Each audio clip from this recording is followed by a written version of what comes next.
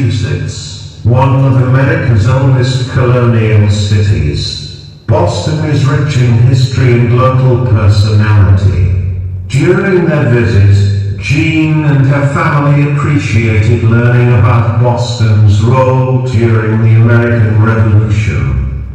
In the city, Jean and her family followed the famous Freedom Train.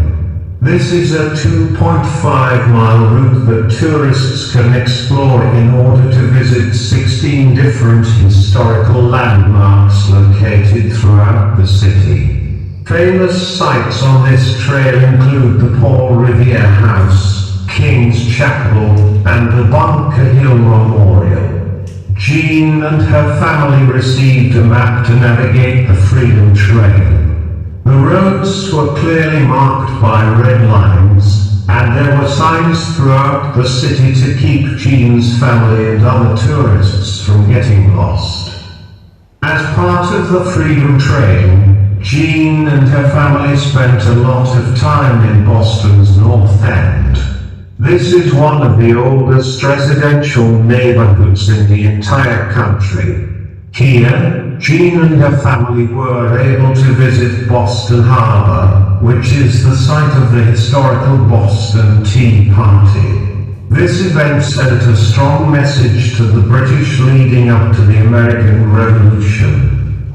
The end of the Freedom Trail led Jean and her family to the Boston Common, the oldest urban park in the nation. The park is filled with plenty of lush greenery, but it also serves as a burial ground for heroes of the American Revolution. Because you then walk along the historical Freedom Trail, Jean and her family left Boston with a thorough understanding of early American history. Mammals identifiable as those that stand upright and are comparatively advanced and capable of detailed thought, have pretty remarkable bodies, given all that they've accomplished. Furthermore, an especially intelligent human brain produced this text. To be sure, humans have overcome predators, disease, and all sorts of other obstacles over thousands of years.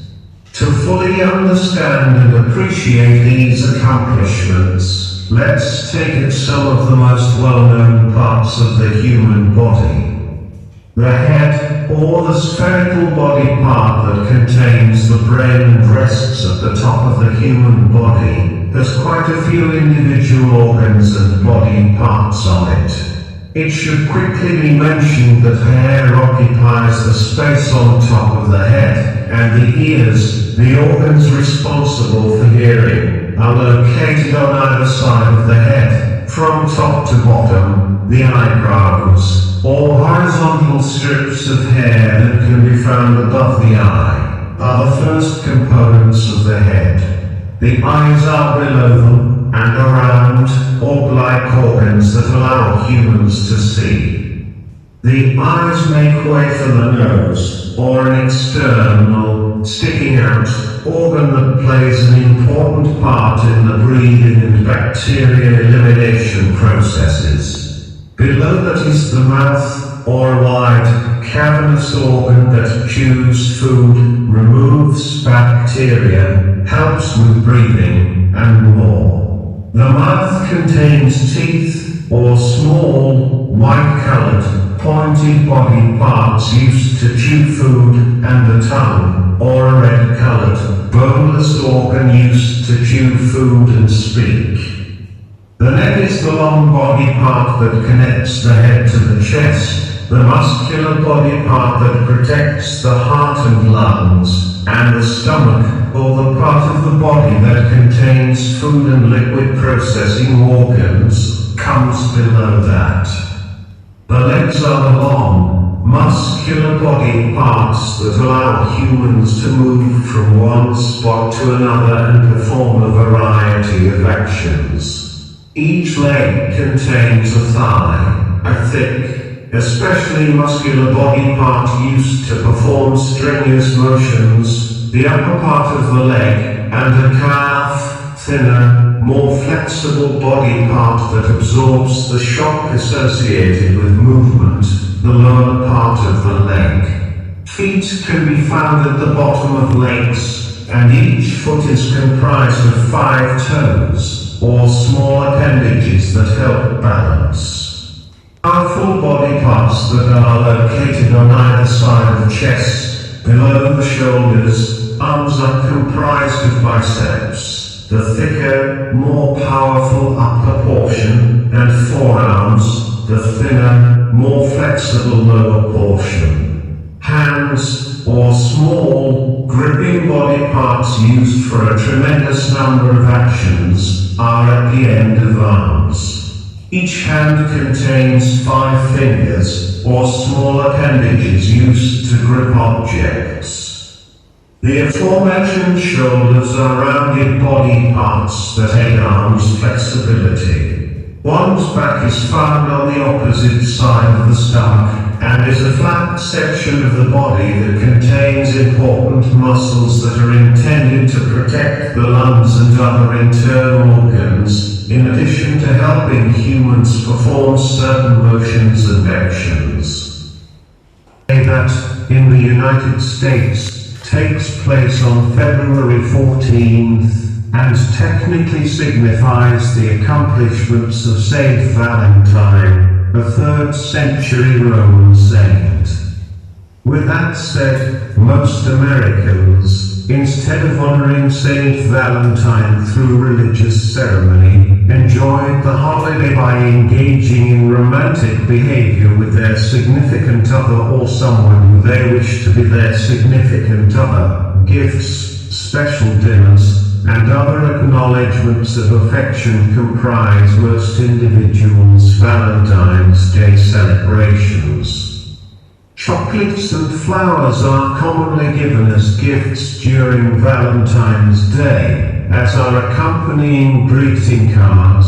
Greeting card companies release new Valentine's Day designs annually. Red and pink are generally understood to be the colors of Valentine's Day, and many individuals, instead of celebrating romantically, spend the holiday with their friends and or family members. Variations of Valentine's Day are celebrated across the globe throughout the year. In America, the holiday, although acknowledged by the vast majority of the population, isn't federally recognized. No time off work is granted for Valentine's Day. Important landmarks in the United States include feats of architecture and modern engineering. San Francisco, California, is a beautiful city on its own, but it is also home to the Golden Gate Bridge, a 1.7-mile suspension bridge connecting the San Francisco Peninsula to the Marin Headlands. The bridge holds the title of one of the wonders of the modern world according to the American Society of Civil Engineers. One of the most popular ways to appreciate the bridge is to take an excursion to the Golden Gate National Recreation Area just outside of San Francisco. The park contains hiking trails, great spots for picnicking, and offers some of the best vantage points for panoramic photographs of the bridge leading into the city. David recently had some friends visit him in San Francisco, and he made sure to include a visit to the recreation area as part of their tour. They enjoyed walking through the trails, observing some of the native wildlife, and even having a casual picnic in the park. David's friends were thankful that he guided them through this impressive area of California. They made sure to take a group photograph with the Golden Gate Bridge in the background. David's friends had the picture framed, and they later presented it to David in order to thank him for his hospitality during their stay.